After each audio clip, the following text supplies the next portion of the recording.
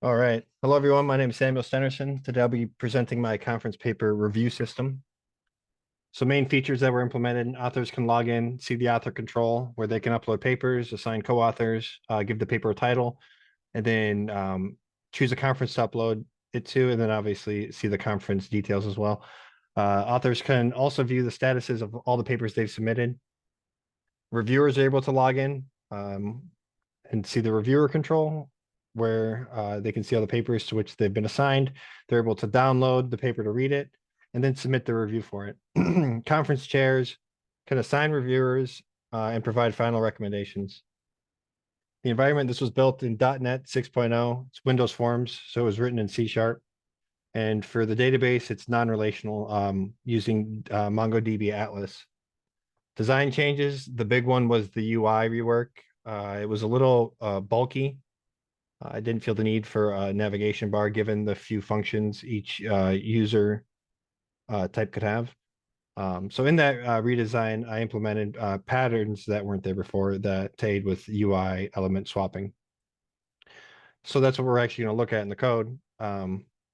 What I'm doing here is I have a session manager class, which basically handles all the database operations, including all the CRUD. But beyond that, it actually manages the instance and it's implemented as a singleton. And what this enables us to do is we don't need to pass data between forms in the constructor of the form. What we can do instead is, real quick as an example, we can take a look at the instance and call our functions this way. So it saves us from having to pass things as parameters to forms to move data throughout the application. And with that, I implemented a mediator interface using the mediator pattern. It just has one function to notify, and the concrete implementation of that just basically sets a mediator on each form, and that mediator is then able to call notify, which sends an event code, which swaps UI elements. In this case, if the event code is login, the login form is hidden and the main dashboard form is shown. So just as a quick demonstration here, I'm going to first log in as an author and actually upload a paper. So what we'll do is we'll log in, and this is the author's user control, so the UI the author would see. So basically, they can select the conference and see the details, the start end date, the submission deadline. We're going to upload ours to the ethics conference. I have the paper here. I called it Impact of AI in Business, and I'm just going to close that down and upload that. That would be right. Impact of AI in business. There's also a spot to do co-authors in this box here. For this one, we're not gonna do any. So upon submission, if it was successful, you'll get this message. Shows the conference ID for reference, the conference chair, Jay Coolidge, and then his contact email as well. While we're on the author page, we can hit review submissions to see every paper that this user has submitted. So it looks like there's a few. 3 to the AI ethics conference, and the impact of AI in business you can see here is still under review. So what we're going to do really quick is log into the chair, which was Jay Coolidge, to see chair functionality. And upon logging in, the UI is a bit different.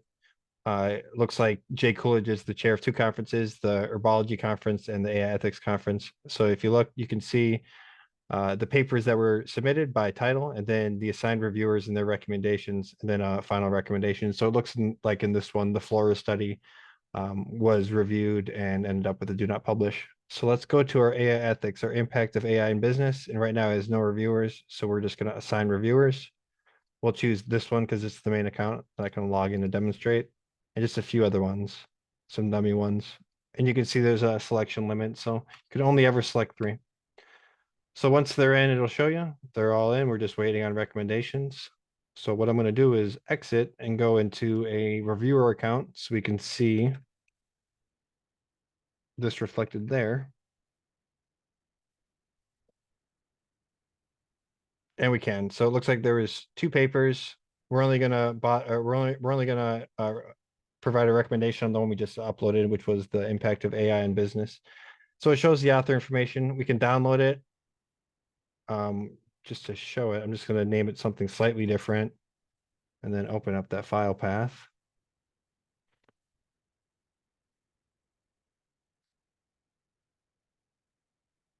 which is here. We named it 22, and then just to show that it can be downloaded and read. Now back here, we read it, it said lorem ipsum a lot. So the recommendation is going to be to reject. So we will confirm reviews. It's going to give this error just saying you haven't reviewed these other ones, which is fine. It removes the one you did. So we're going to log back out and we'll go to the conference chair once again, Jay Coolidge.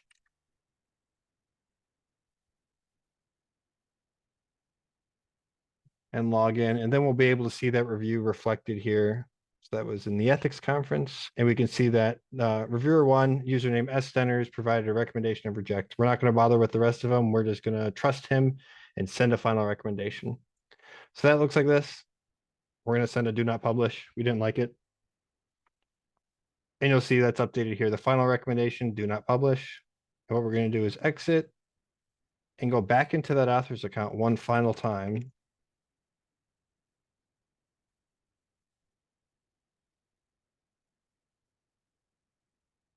And here, when we review submissions, we'll see our impact of AI in business was received a do not publish status.